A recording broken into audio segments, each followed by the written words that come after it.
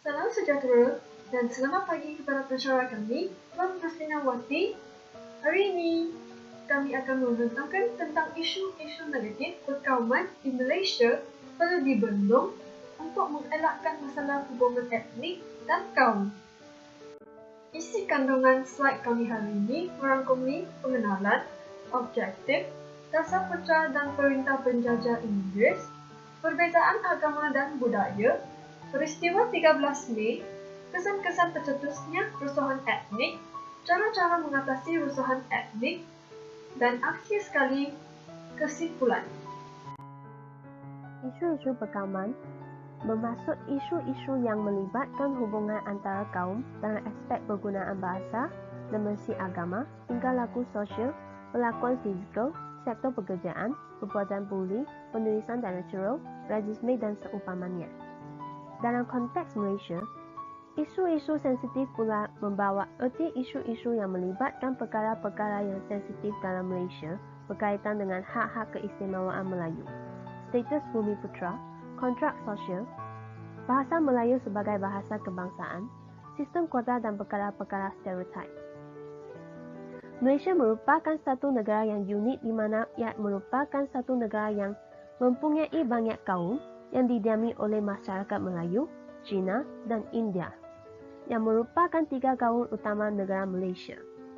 Sejak mencapai kemerdekaan sejak tanggal 31 Ogos 1957, banyak cabaran dan dugaan yang telah dilalui oleh negara dan yang paling utama di antaranya adalah mewujudkan perpaduan di kalangan kaum yang pelbagai ini. Isu-isu perkauman dan isu-isu sensitif boleh menggugat perpaduan dan kesepakatan antara kaum, mewujudkan huru-hara dan ancaman ketenteraan awam, mencetuskan konflik dan perselisihan kaum dan konflik antara agama. Objektif adalah memupuk semangat patriotisme dalam diri sendiri dan juga kalangan generasi muda melalui kajian ini. Bab kata pepatah, bersatu teguh, bercerai roboh. Objektif kedua, menyenaraikan faktor-faktor yang menyumbang kepada pengukuhan perpaduan kaum. Objektif ketiga, mengetahui cabaran dan kekangan dalam usaha mengekalkan perpaduan kaum di negara ini. Dasar pecah dan perintah penjajah Inggeris. Dasar penjajah Inggeris yang mengamalkan konsep pecah dan perintah merupakan satu tindakan dan telah menjadi punca wujudnya jurang antara kaum, sama ada dari sudut ekonomi dan juga polarisasi kaum. Umpamanya, para orang Cina yang tinggal di bandar menjalankan perniagaan dan merekalah sebenarnya memiliki aset yang terbesar di Malaysia. Manakala orang Melayu yang tinggal di luar bandar sebagai petani dan kaum India pula sebagai buruh kasar dan peladang.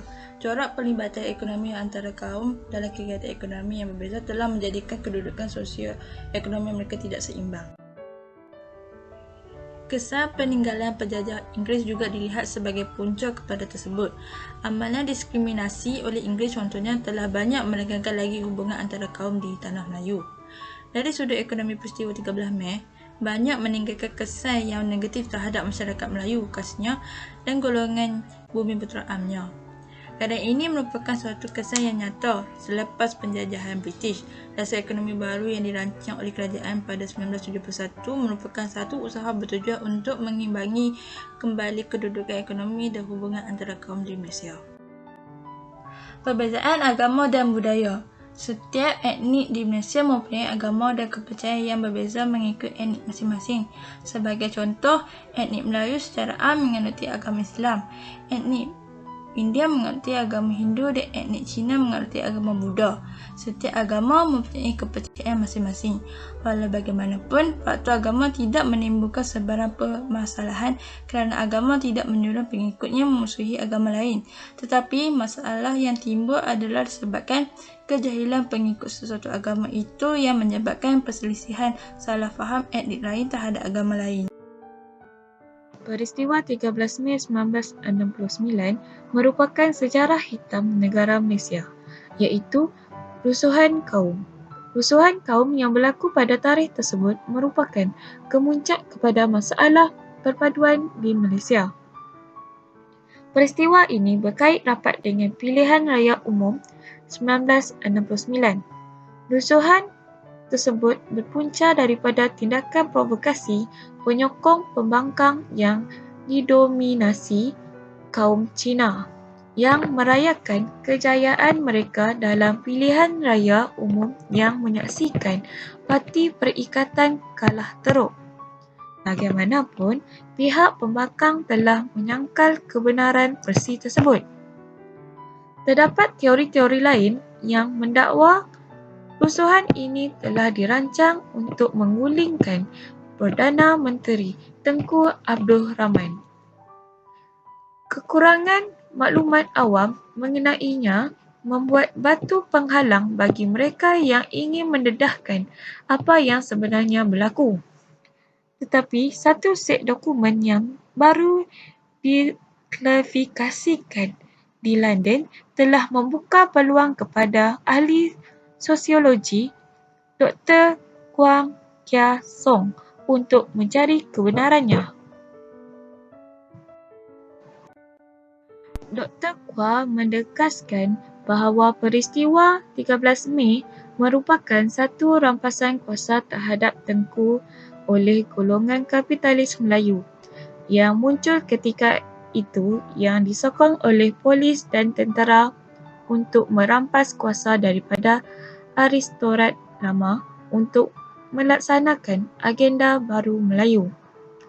Beliau berpendapat rusuhan itu adalah perbuatan Samseng Melayu yang disokong oleh ahli-ahli politik di belakang rancangan rampasan kuasa tersebut. Sebagai contohnya, kata beliau, sekumpulan Samseng tiba-tiba muncul daripada semua penjuru pada 13 Mei untuk berkumpul di kediaman Datuk Harun dan tindak tanduk polis dan tentera yang boleh dipersoalkan yang hanya berdiri dan memerhati sahaja apa yang sedang berlaku. Tambahannya, dokumen-dokumen itu telah menunjukkan kurang daripada seminggu selepas rusuhan tersebut, Timbalan Perdana Menteri ketika itu, Tun Abdul Razak yang mempengerusikan Majlis Operasi Negara, diberi kuasa penuh untuk mentadbir negara satu petanda mewujudkan komplot mengenainya. Manakala perbincangan mengenai perancangan masa depan telah pun dijalankan sebelum termasuk dasar kebudayaan negara diumumkan pada 1971. Ketika peristiwa 13 Mei 1669 berlaku keadaan amat tidak terkawal dan pertempuran antara kaum berlaku akibat suasana tegang. Untuk meredakan ketegangan keadaan ini, kerajaan telah mengisytiharkan darurat pada 16 Mei 1969 di seluruh negara. Tujuan diisytiharkan darurat ialah pertama, untuk menenangkan keadaan yang tidak terkawal. Setelah mengisytiharkan darurat di seluruh negara, pada 16 Mei 1969, kerajaan telah menubuhkan Majlis Gerakan Rakyat (Megaran) yang diketuai oleh Timbalan Perdana Menteri Malaysia pada ketika itu, iaitu Tun Abdul Razak. Turut menganggotai Megaran ialah pemimpin-pemimpin parti politik, pegawai-pegawai kanan kerajaan dan pegawai-pegawai tinggi polis dan tentera. Antaranya ialah Tun Dr. Ismail, Tan Sri Ying, Tung Jiti Sambatan, Datuk Hamzah bin Abu Samah, Tan Sri Muhammad Ghazali Syafi'i, Tan Sri Abdul Qadir Samsudin, Tan Sri Muhammad Saleh Ismail dan Jeneral Tengku Osman Tengku Muhammad Jiwa. Menyedari masyarakat berbilang kaum di Malaysia tidak mempunyai satu hala yang jelas, maka kerajaan telah memperkenalkan rukun negara yang memberi garis panduan yang lebih jelas pada masyarakat berbilang kaum di Malaysia. Rukun negara adalah manifestasi ideologi nasional dengan tujuan untuk mencapai perpaduan di kalangan rakyat tanpa mengira kaum, warna kulit, bangsa dan agama.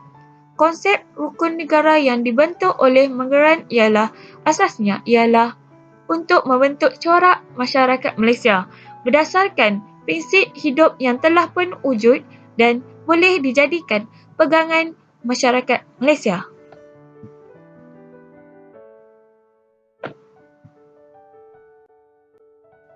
Melalui dasar ekonomi baru ini, kerajaan bertindak untuk merapatkan jurang kekayaan antara golongan kaya dan golongan miskin tanpa mengira kaum kerana ketidakseimbangan kekayaan terutamanya antara kaum hanya akan mencetuskan suasana yang tidak harmoni akibat rasa tidak puas hati antara satu sama lain. Justru, untuk menjayakan dasar ekonomi baru ini, kerajaan telah memberi banyak tumpuan kepada golongan seperti pekebun-pekebun kecil, penghuni aset, petani nelayan dan pesawah. Dasar-dasar ekonomi baru. Kerajaan juga memberi tumpuan untuk menyatu padukan semula masyarakat yang telah berpecah belah akibat ketidakseimbangan perolehan dan pengagihan kekayaan negara. Dalam dasar ini, kerajaan menetapkan sasaran untuk memiliki ekuiti dalam bidang perusahaan dan perniagaan iaitu 70% ekuiti rakyat Malaysia termasuk 30% ekuiti bagi kaum Bumiputera pada tahun 1990. Dasar pendidikan kebangsaan adalah hasil daripada Akta Pelajaran 1961 yang berdasarkan Syarah Laporan Razak 1956 dan Laporan Rahmat Talib 1960. Ia telah dimaktubkan dalam Ordinan Pendidikan 1957.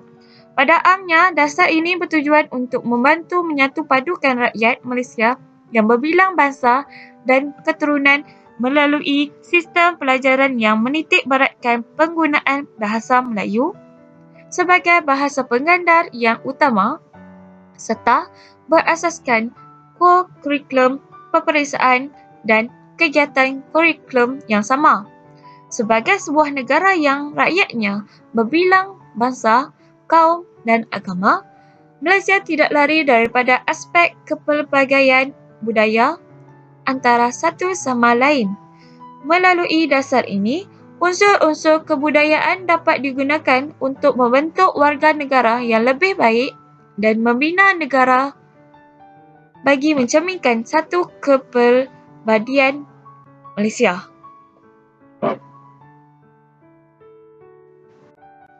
Seterusnya, saya akan membincangkan tentang kesan-kesan tercetusnya perusahaan etnik dari segi sosial, ekonomi, dan negara.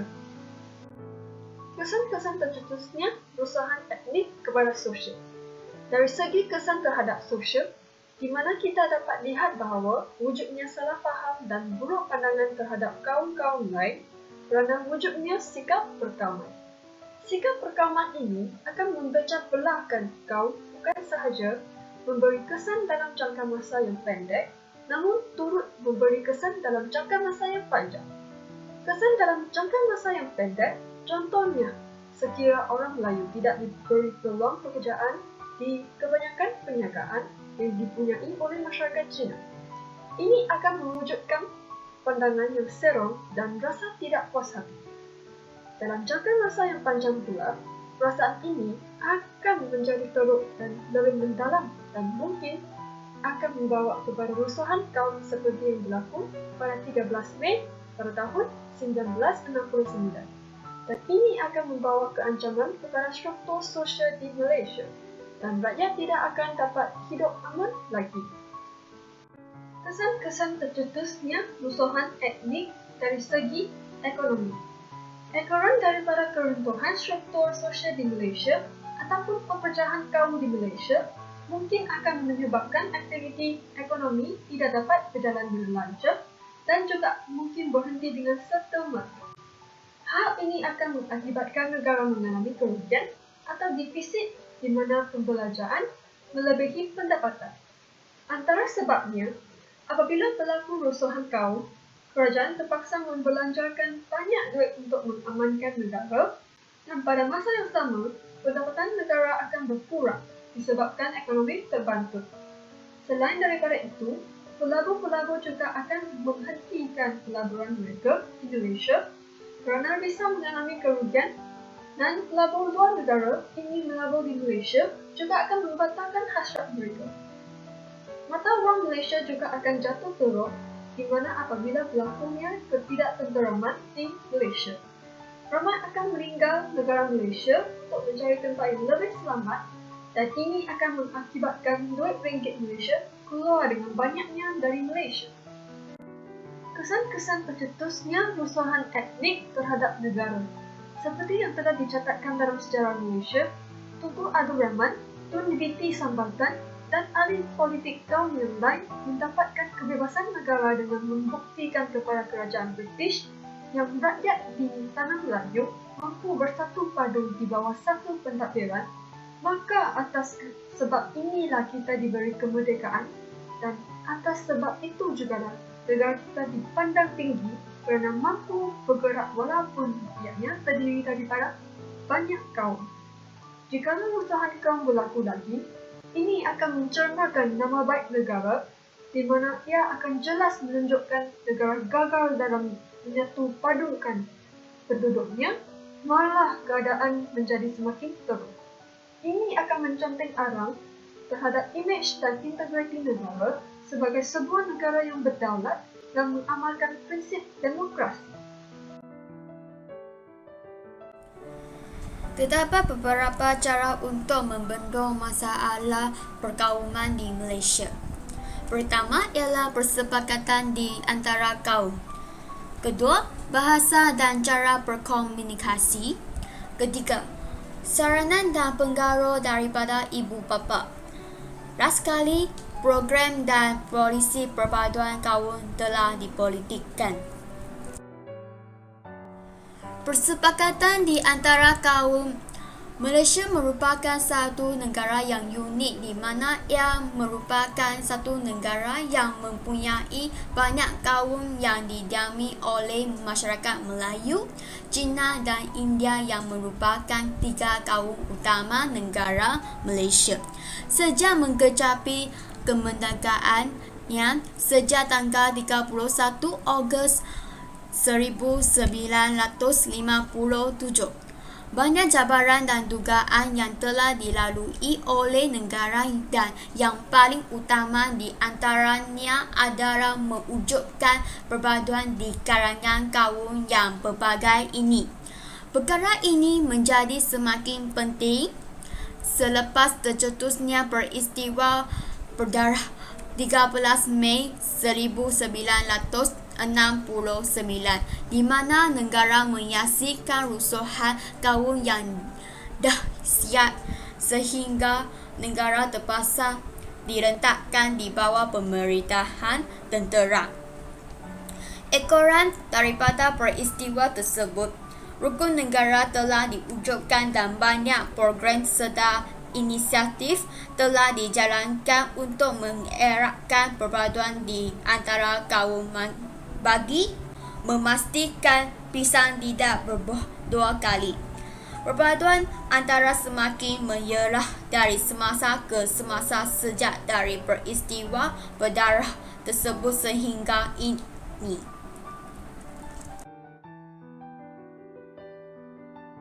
Bahasa dan cara berkomunikasi.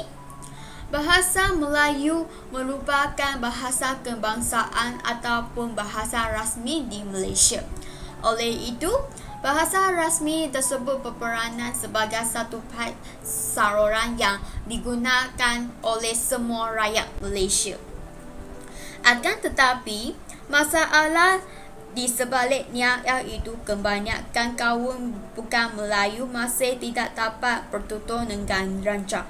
Hal ini kerana bahasa ibunda masing-masing akan menjauhkan lagi jurang antara kaum kerana akan berlaku ketidaksefahaman dan prasangka di antara satu sama lain. Jika kita kurang teliti dan jika kita tidak berhati-hati, berkemungkinan warga kita akan berpecah belah dan mewujudkan fahaman agama yang ekstrim. Di samping itu, sarana dan pengaruh daripada ibu bapa. Peribahasa melentur buruh biarlah dari rembungnya. Orang pertama yang paling awal mendekati anak-anak adalah ibu bapa. Oleh itu, fikiran dan kelakuan anak-anak akan dipengaruhi oleh ibu bapa mereka. Contohnya, anak-anak mereka akan didedahkan tentang isu-isu kaum sejak kecil lagi. Disebabkan kebanyakan ibu bapa di Malaysia masih mempunyai tanggapan yang salah terhadap isu-isu kaum seperti peristiwa 13 Mei yang berlaku pada tahun 1969, iaitu rusuhan yang berlaku dan kemuncul masalah perpaduan di Malaysia. Maka mereka akan memberi fatwa yang terpenuh yang akan mempengaruhi anak-anak terhadap bangsa-bangsa yang lain di Malaysia. Hal ini menyebabkan perpaduan dan persepakatan antara kaum dan bangsa sukar dicapai.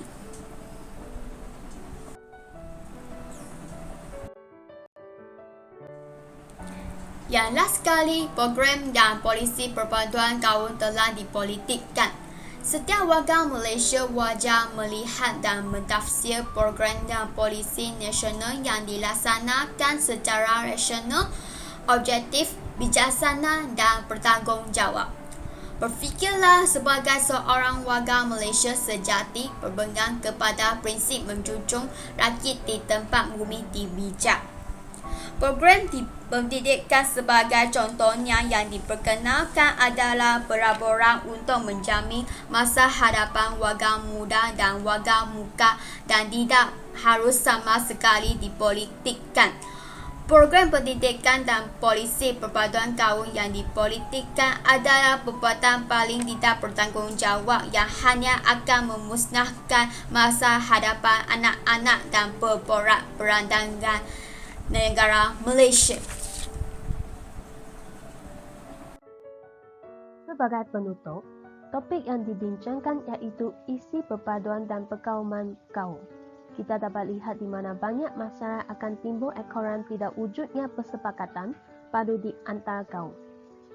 Hubungan etnik yang mantap sangat perlu dalam kalangan rakyat sesebuah negara yang mempunyai keberbagian dari segi agama, bahasa, budaya dan etnik.